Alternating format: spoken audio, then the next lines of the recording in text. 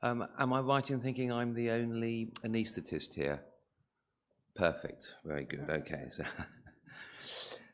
So, the title of my talk is Anaesthesia for HPB procedures, and I'm just going to cross that out and change anaesthesia to perioperative medicine, because in the UK and in many other countries in the world, the role of the anaesthetist is now expanding outside of theatres.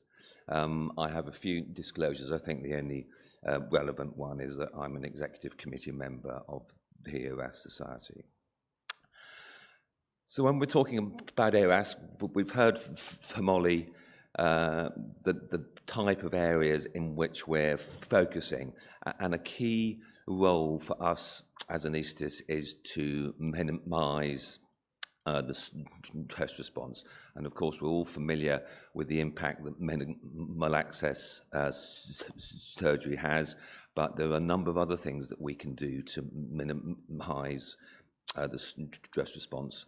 We're also trying to improve the metabolic response of the patient and reduce that functional decline so that the patient has a rapid return back to normality. When we're talking about outcome, what exactly are we talking about? Well, when ERAS first started, as we've heard, we were talking about length of stay, but we realised quite a long time ago that there were many other spin-offs to enhanced recovery other than length of stay. And we've heard that there's a reduction in complications and in readmissions. Those cost figures I've quoted are from Ollie's JAMA paper, but there's also a better return, a quicker return to normal activities, and there's some increasing evidence we've heard that even long-term survival is increased. This pinwheel is pretty much the same one that and is based on Ken Firagon's one, and again that there's a lot of information there. And sometimes it's easier not to group it into the preoperative and intraoperative and postoperative phases, but to group it into functional areas. And so if we dig that down and look at what's important for HPB surgery, well, as we've heard, and from the question that we had, the preoperative area is important, and we can talk a bit about rehabilitation later on, the optimization in terms of anemia treatment, optimizing drugs, optimizing nutrition, query immunonutrition, and preparing the patient for the post-operative phase. The next bit are standards of care, and I don't think there's anyone in this room that would argue that we don't need to give patients thromboprophylaxis and antibiotic prophylaxis and prevention of hypothermia. But there are specific things that the anaesthetist should be thinking, and I would ask you all to go back and ask your anaesthetist, apart from the surgeon with whom I work, who's here, because I hope he knows the answers, but are we making sure the patient is adequately reversed afterwards? Are we looking at depth of anaesthesia monitoring? How strict is our glycemic control? And are we using appropriate anaesthetic agents? And then the other areas that we're looking at are elements to reduce the pathophysiological insult. So we've heard about no bowel prep. We're avoiding prolonged starvation and giving carbohydrate loading. Don't intend to get into a debate on nasogastric drainage. I put minimally invasive surgery where feasible. Please recall that the very early work in enhanced recovery was on open surgery, and you can still have spectacular results with open surgery within an enhanced recovery program. And then a key area, particularly for pancreatic surgery, is to avoid post-operative gut dysfunction. That means getting fluids right, early enteral feeding, and avoiding or reducing opioids. And then The final area is to look at how we can affect metabolic response to surgery. And again, carbohydrate loading, ensuring that surgical injury and blood loss is minimized, and ensuring that analgesia is important. So, as an anaesthetist, which are the key areas that we really need to focus on? Well, I think liver surgery is unusual, and we know that low CVP anaesthesia is important. The surgical route is also important, but that has anaesthetic implications. And the two key areas are how we manage both analgesia and fluids. So for liver surgery, we're basically giving a slightly unconventional anaesthetic. We realize that there's a reduction in cardiac output, reduction in oxygen delivery, and an increase in adverse biomarkers such as lactate and central venous oxygen saturations. But we accept that for the benefits that it gives patients afterwards. There are groups of patients in whom lowering the CVP can be a big problem, and I've listed some of them here. The surgical route, there's no doubt that the advent of minimally invasive surgery has transformed the way in which we practice surgery worldwide. And although there are huge benefits that I've listed here, as anaesthetists, we are very conscious of the fact that although the access, there may be minimal access surgery, prolonged minimal access surgery puts huge stress, and there are some patients who cannot tolerate hours of minimal access surgery. We've heard about the importance of multimodal care, and it's about 25 years since Kellett first described the multimodal or balanced analgesia, which was an aim to reduce opioid, the amount of opioids that people have. And one of the things that we are moving away from is doing central local anesthetic blocks, in other words, spinals and epidurals. And there are a number of reasons for this. One is coagulation problems are increasingly an issue.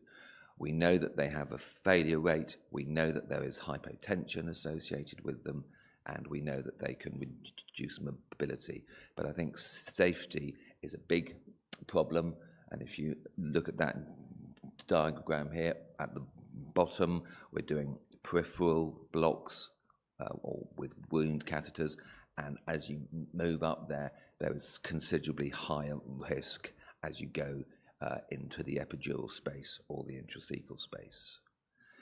So what's the practical approach that we use? Well, there are a number of guidelines, but both for liver surgery and for pancreatic surgery that I would direct you to. But in summary, for analgesia, for open liver surgery, we are looking at thoracic epidural analgesia is still commonly used, although its use is declining, and we are moving more towards peripherally administered analgesia. For pancreatic surgery, particularly for open surgery, I think thoracic epidural analgesia is here to stay for some time, but again, people are using both rectus sheath catheters and wound catheters. The story is different from minimally invasive surgery. I think most people would absolutely agree that an epidural is no longer appropriate for minimally invasive surgery, and the use of either intrathecal opioids or more peripherally sited blocks is much more important. The final area I want to talk about is fluids, and Ollie has already mentioned the paper from Hilo looking at the wide range in variation. But also within ERAS, the way in which we treat patients with fluids has hugely changed. So we are no longer withholding fluids for hours and hours beforehand. The patients are having carbohydrate loading, they're having minimal access or small incision surgery.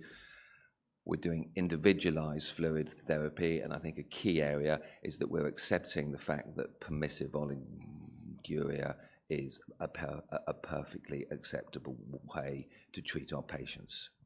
And if we look at what's happened in the past, if you look at the blue line, that's the sort of thing that would happen about 30 years ago. And certainly when I was a houseman, we would bring patients to theatre hugely dehydrated on the blue line, and then you would just give them litres of fluid over the next 48 hours, and they would move from an area of hypoperfusion into an area of edema. And if you look at the red line there on the ERAS pathway, we're aiming to minimise those fluid shifts.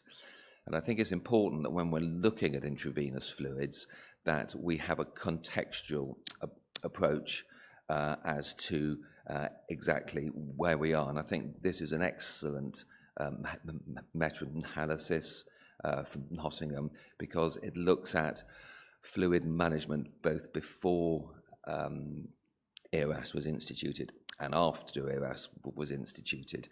And here we find that without ERAS, there are huge benefits to goal-directed fluid therapy, but those benefits are minimized if patients are already within an ERAS pathway. And this plot here, so the top half shows that there is significant benefit with goal-directed fluid therapy. The second half shows that that benefit is minimized. And they finished the paper by saying the benefit conveyed by goal-directed fluid therapy is particularly attenuated by its combination with ERAS pathways that are increasingly being implemented. Goal-directed fluid therapy may be of use in intraoperative care of high-risk patients. However, as yet, there is no definitive data to support this belief. So where is the evidence? Well, there are quite a few RCTs out there, particularly for liver surgery. My colleague and friend, Chris Jones, produced this about 4 or 5 years ago. We had a standard surgical pathway, and in the enhanced recovery group, in addition to having an epidural, they had education and preload and were mobilized and had goal-directed fluid therapy. And what did they find? The major thrust was that the medical complications in the ERAS group were 7%, and in the standard group they were 27%. So there is evidence to support ERAS for both liver and pancreatic surgery, and these two recent reviews underlie the fact. So this one here, published last year, looked at all the elements, and they found that all of these elements are important. So we cannot really just pick and choose the bits that we think that they all play their part. As I was saying, pancreatic surgery is much more of a challenge, and the key areas are aiming for near zero fluid balance. We have to accept that a number of patients will have delayed gastric emptying, and there will be a spectrum as to whether or not they are taking food orally, whether they're getting jejunal feeding, whether they're getting parenteral nutrition, and whether or not we're going to use gut stimulants. But enhanced recoveries for pancreatic surgery, although it had minimal effect on severe complications, had a dramatic effect on minor complications and infections. And I just want to finish off with just a bit of food for thought as to how we interpret data in the future, because I think if we're going to look at the impact of ERAS, we have to look at exactly what the control group is. And I think one of the problems with some of the older studies is that they are comparing them to a control group that people wouldn't necessarily recognize. So the big question is, how do you compare between ERAS studies?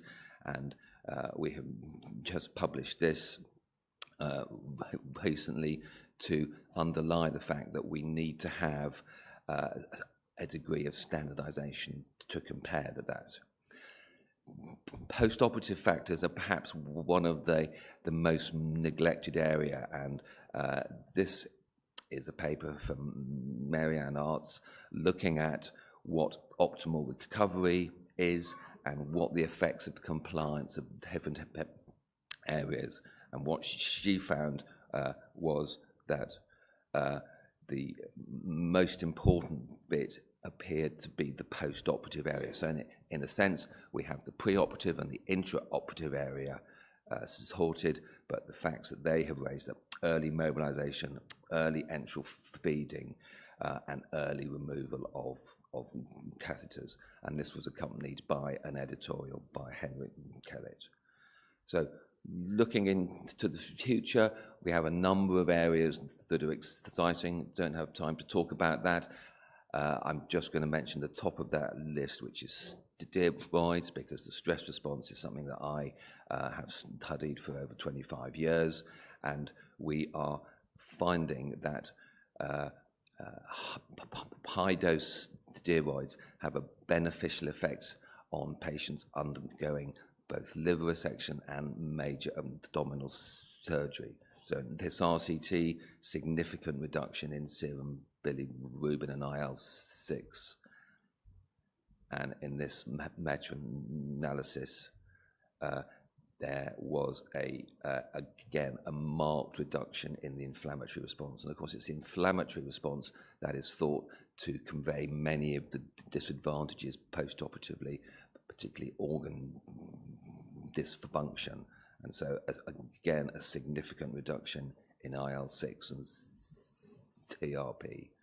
And finally, I leave you with a thought from Henrik Kellett that enhanced recovery, you first want to do it better and then you do it quicker. Thank you for your attention.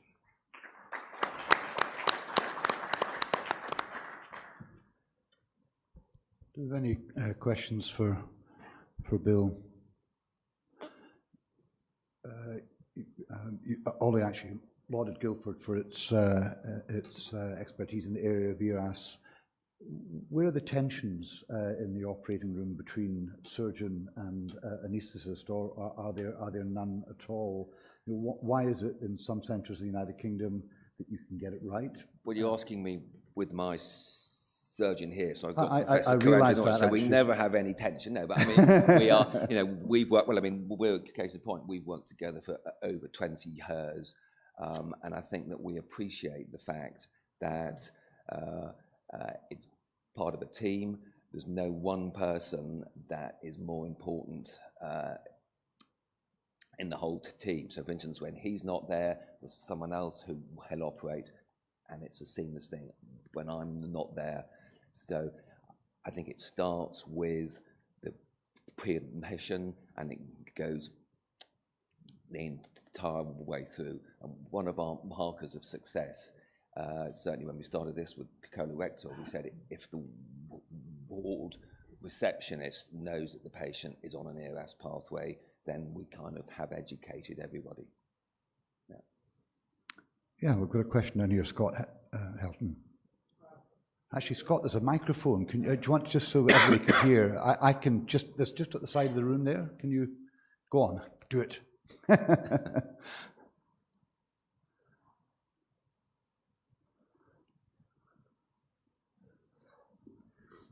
I think earlier in your talk, you alluded to the fact there's a movement away from epidurals to more peripheral regional blockade, like yes. pain catheters. Is there a consensus building within the ERAS Society, or can you bring us up to date of where we're moving in that regard? Are there have been a few randomized trials I'm aware of? Yes, there have. And so there's a big trial that hasn't been published yet called the TURSK trial, which is the thoracic epidural compared to rectus sheath catheters, and that trial should be published by the end of this year.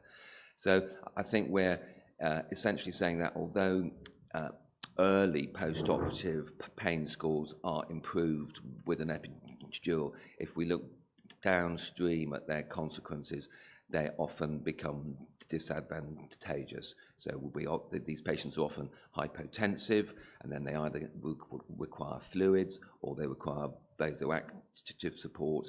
And I think the other key area is that patients are unable to mobilize. And so it's been a sea change in anaesthesia, because as an anaesthetist, you want to see your patient wake up pain-free, and you think you've done a perfect job. But if you see them 72 hours later and they're still attached to the epidural and they've had 6 litres of intravenous fluids and they haven't been out of bed, you have to question your approach. Thanks. Well, I think in the interest of time, we'll move on. Bill, thank you very much for that contribution.